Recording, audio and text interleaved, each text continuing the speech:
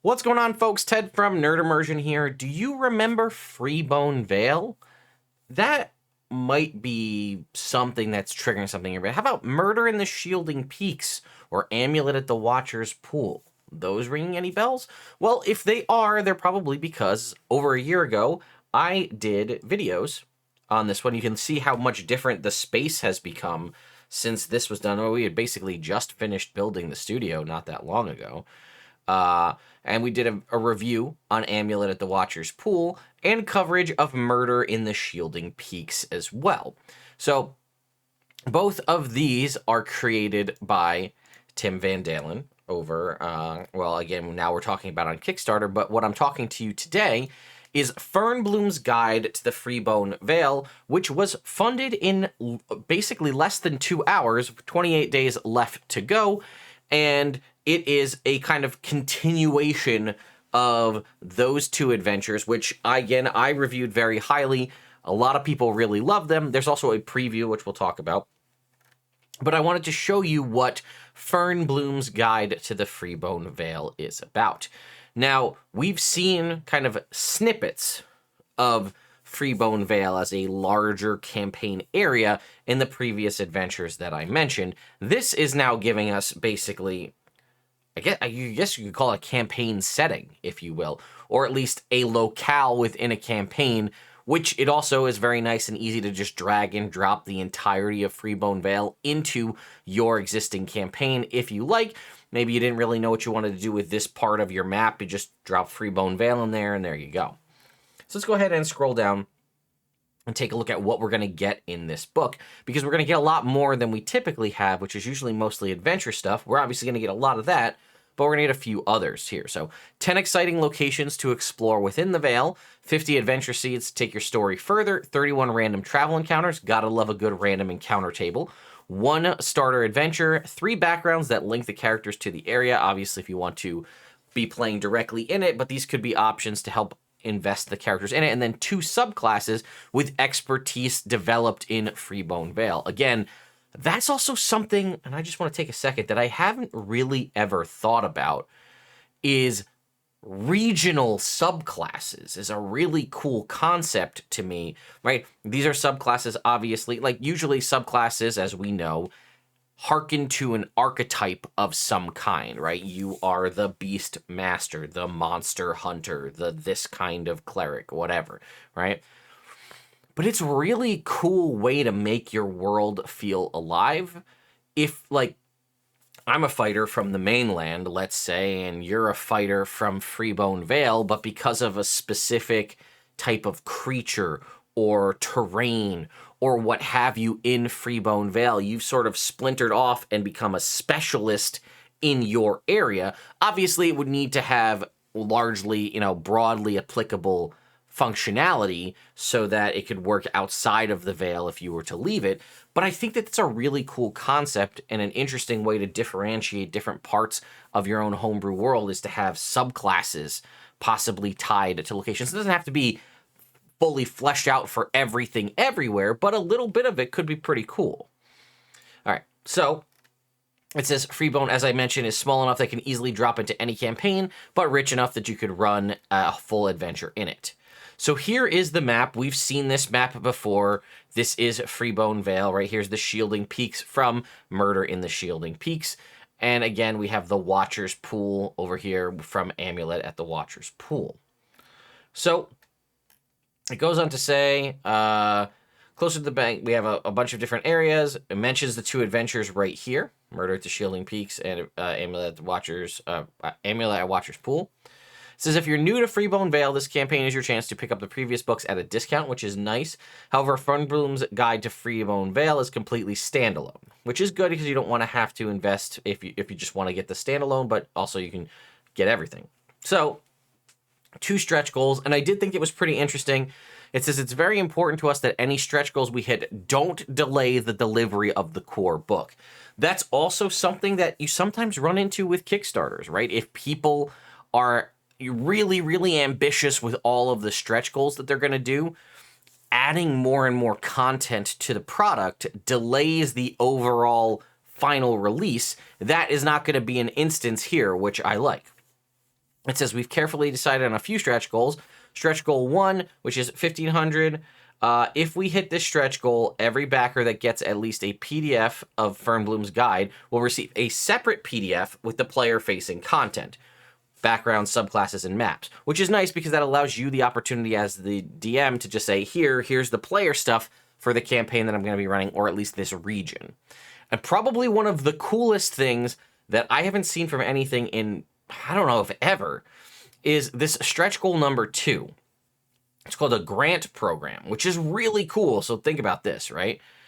If we hit this stretch goal, Freebone Vale will get a grant program. What does that mean? Well, it means that creators will be able to pitch ideas for adventures set in Freebone Vale for official publication. If they get selected, they will receive a grant from between 100, I think these are euros, right? 100 to 500 euros, in addition to royalties over sales and keeping the copyright. For more information, including terms and conditions, click here.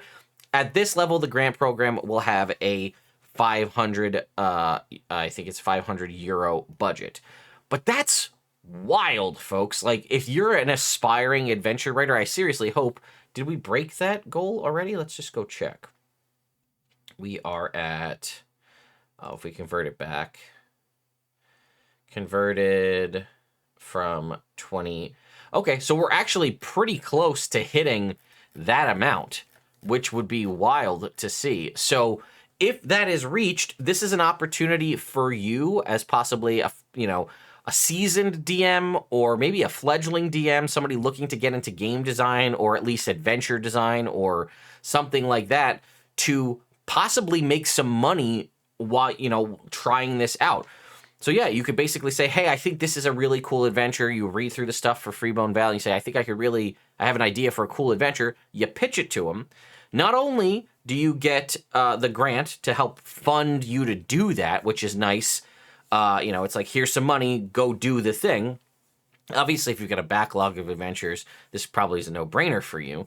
But you also keep any royalties over the sales of that product, and you keep the copyright. That's the biggest thing that, in my personal opinion, and a lot of other folks, that deters them from doing things on the DMs Guild, because when you publish something on the DMs Guild, you turn over rights to anything you publish over there. You do get the benefit of being able to use the entirety of the Wizards of the Coast catalog and develop things for using, like things like the Forgotten Realms, which is cool, but Wizards of the Coast now owns your content and can do whatever they want with it. Whereas here, you actually get to keep the royalties and the copyright. So if you're a fledgling, adventure writer looking to make a break, maybe make some money in the process and get, published, essentially, this is a pretty awesome thing to check out. And Tim's doing really awesome work, so that's pretty awesome. So let's talk about the rewards, right? We talked about you're going to get Freebloom's guide. Fernbloom. I keep saying Freeblooms. Fernbloom's Guide to Freebone Vale. The book itself, it says you're going to get terrain tiles. The cave system is home to a group of mischievous earth elementals. Throughout, though the book has instructions on how to draw this randomized map, these 18 double-sized 6x6 tiles are the perfect way to bring the cave to life. Each 6x6 is compatible with 28mm minis. We'll have a region map that is 8.5 by 11 landscape. Makes it easy to keep an overview of the valley. There's an encounter card deck here. We talked about how there are random encounters. You can see them here, right? This book includes 31 random travel encounters indexed by location. This deck contains an embossed tarot size card for each one. You also can get, again, the other previous 2 adventures. And then again, you can get this really sweet box to have them all in. Obviously, we can scroll through and you can see the entire team here. There's probably a handful of names that you recognize. I know there's a bunch that I do as well. So let's talk about what we're looking at for funding and how much it takes to back this. So for, about $2, right, €1, you can basically a la carte and configure your rewards as you wish. For the $15 one, which will get be one of the first people to get the PDF of Fernbloom's Guide to Freebone Vale at a discount. The delivery is December of next year. You can get the PDF for $15. You can get it on roll 20 for $22, along with the PDF. For 27, the 84-page softcover version of Fernbloom's Guide to Freebone Vale and the PDF. So a softcover and the PDF will run you $27. You can get the Vale Enthusiast, which is all of the books in softcover and PDF copies of all of them for $50. That's a pretty good deal if you don't have the other ones.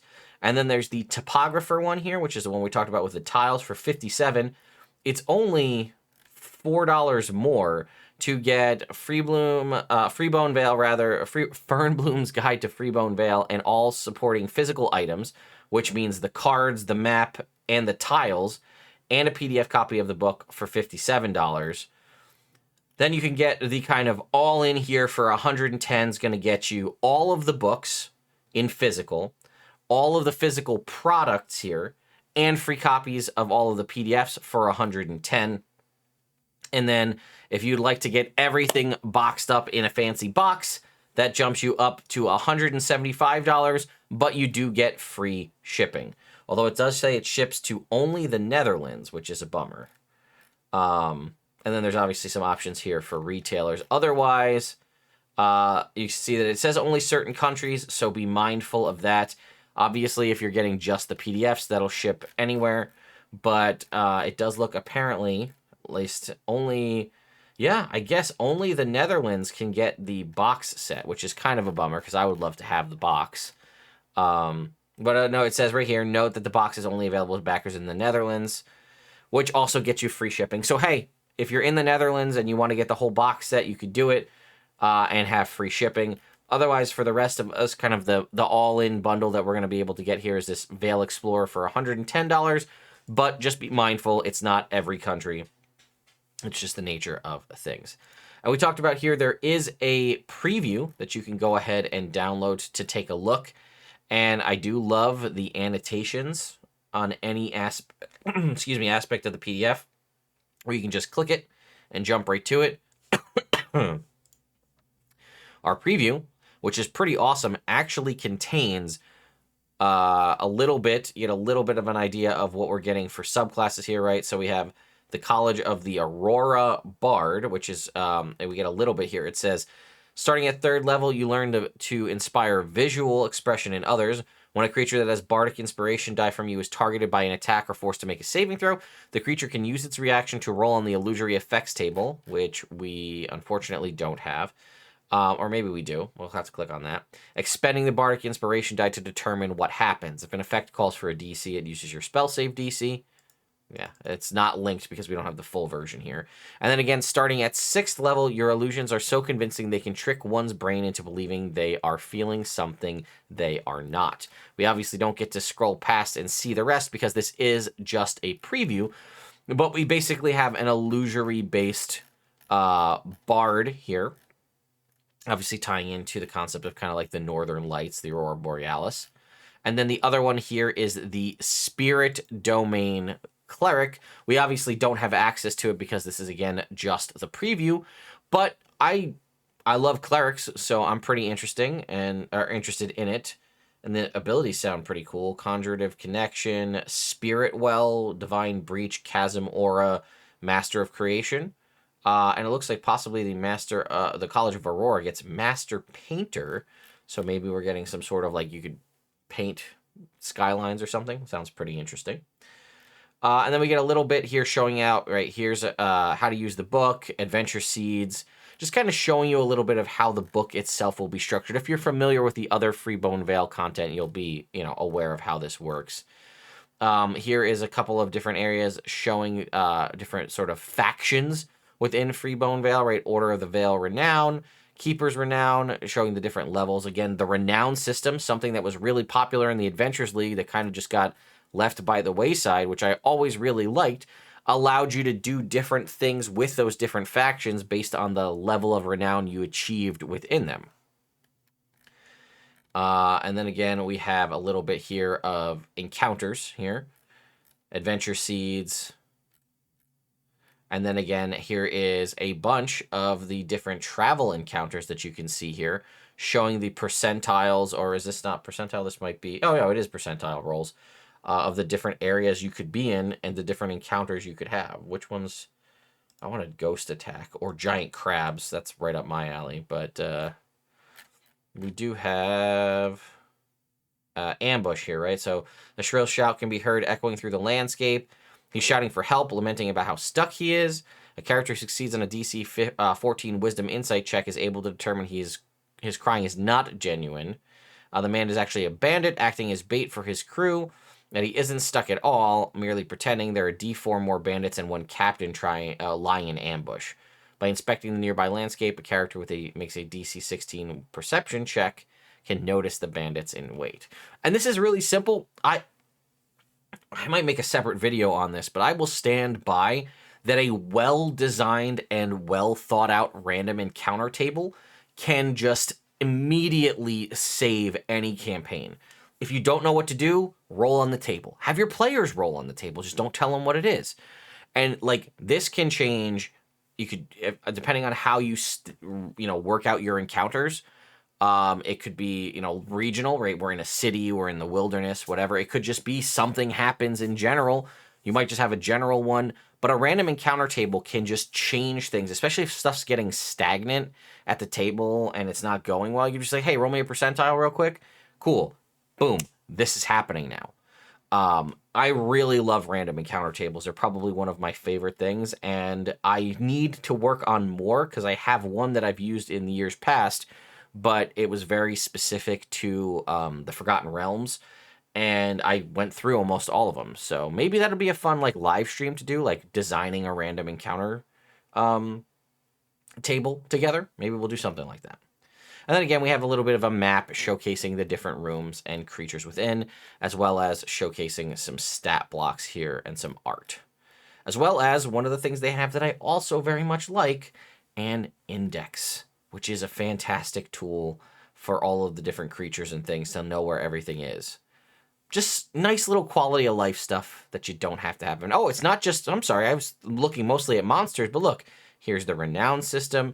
Here's an idea for different magic items and things.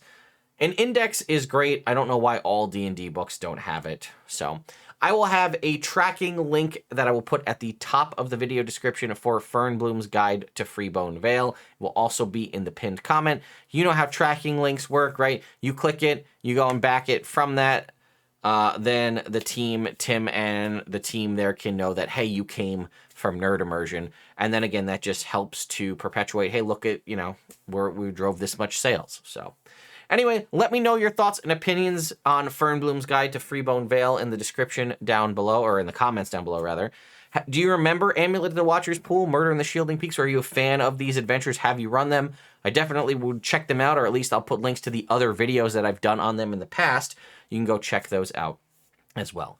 Thank you all so much for watching, and I'll see you next time.